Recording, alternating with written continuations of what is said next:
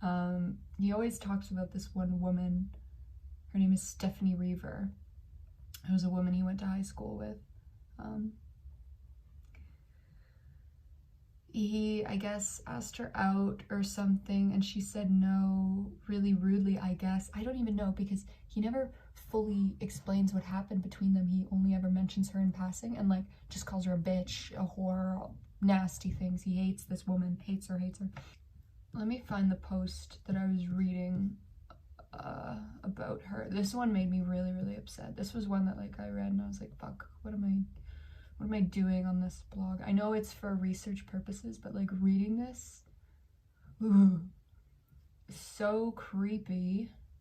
Oh my god, and then I have another one to show you afterwards. He's so fucking creepy. Okay. This was posted at 11:47, October 30th, 2020. Did I tell you all that I had a dream about Stephanie Reaver a few nights ago? I can't remember. The dream was that I was in line at a store or something, and she saw me. She approached me saying the usual, "Oh, I haven't seen you in years, how have you been?"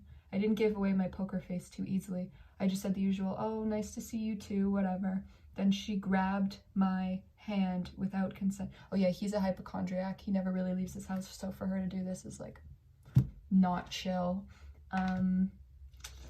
Without consent, she loudly announced in front of everyone, "I just want you to know I forgive you. I understand you probably went through a hard time in high school and everything. I forgive you." And the way she looked at me with her smug little face, like she was the bigger person. I was too angry to control myself. The nerve. I started yelling, You forgive me? You were the evil one. I did nothing wrong. I did nothing wrong." They dragged me out of the store, yelling and screaming. Everyone was in line whispering, watching me. Anyways, I know it's not real, but I can't stop thinking about what a shrimp boat that was. I don't know what he means by that. Instead of yelling, I should have just bashed her fucking face in. Bashed it to the point of complete unrecognizability. I want nothing more than to A, feel her pretty face broken beyond repair under my fists, and B, know that she will never feel beautiful, ergo better than anyone ever again. I want her to hate herself like I do. It's not fair. She is so ugly on the inside. It would be poetic justice if the world saw her for who she really is. Like, wow, is that ever unsettling? To be fair, he did post like maybe a day or two afterwards that it wasn't him talking, it was the bath salts talking. So I don't know if that's a good enough apology for you. I don't know. For me, it's like, I can't unread that. Yeah, and speaking of things I can't unread, there's another post. Oh my god, this one. This one's different though, because I don't know Stephanie Reaver. Maybe she actually is deserving of that reaction. I don't know. But this one, as a woman who has experienced creepy men on the street, to read this is like, you know, getting inside their head of what they're thinking. Like, this is fucking disgusting. I really, trigger warning. It's just creepy men shit. Okay, here it is. This is posted at 11:22, February 27th, 2021. I am in love again. Siddhartha Gautama, better known as the Buddha's mother, Maya, was said to have had a premonition dream before his birth of herself being impaled by a white elephant. Then tell me why, dear children, I was struck dumb by the beauty of an Indian woman in a tattoo parlor today. I saw her through the window and stopped at my tracks. I have never seen such effortless beauty. Her skirt was flipped up and she was getting something on her upper thigh. When I looked at what she was getting, lo and behold, an elephant, getting tattooed by a Caucasian no less. This may be but a coincidence, but what a coincidence it is. I stared at her through the window like Baz Luhrmann's Romeo plus Juliet, half exposed, laid out across the table just for me like a Thanksgiving dinner. Someone must have noticed me because eventually one of the men working there came out and told me to beat it, so I eventually did. It's been hours since I saw her. I can't stop thinking about getting her pregnant. We would name him Kalkin, and he would be the 10th and final incarnation of Vishnu. It would never happen though. She would never have me.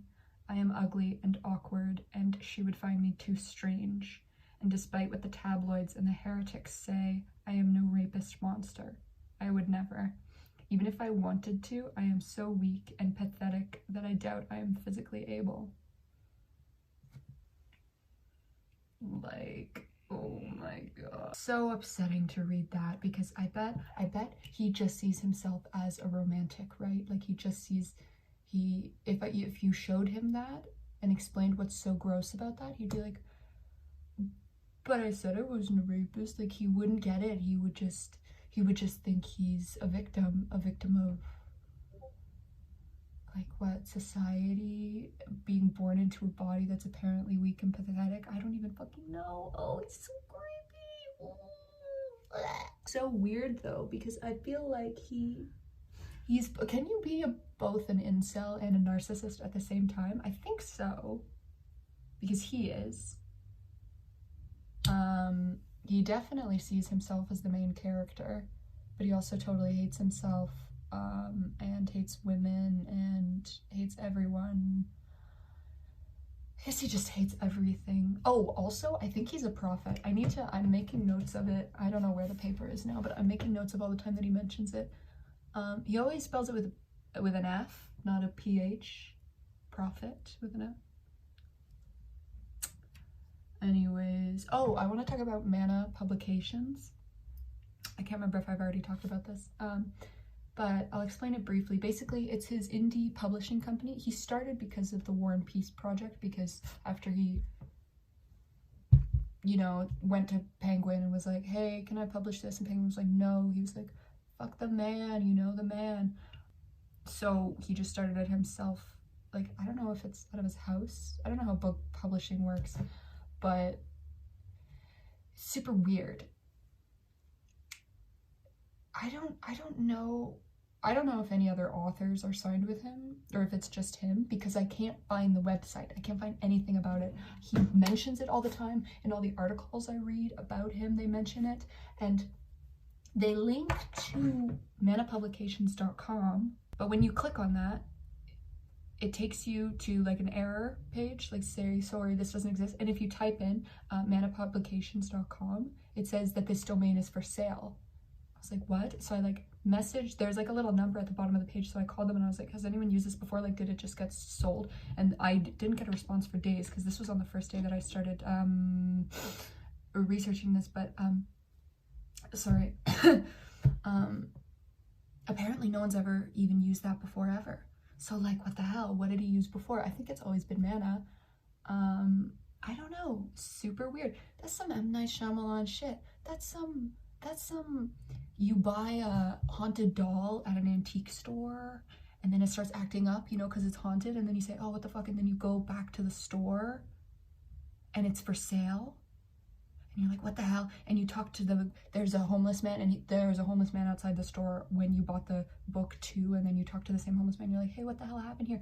And then he's like, oh, fucking, it's been closed for 20 years, like the owner died 20 years ago, the one-eyed man who owned the store, and the man who sold you the doll originally also had one eye, so it's like there's a connection there, and you're like, think you're going crazy.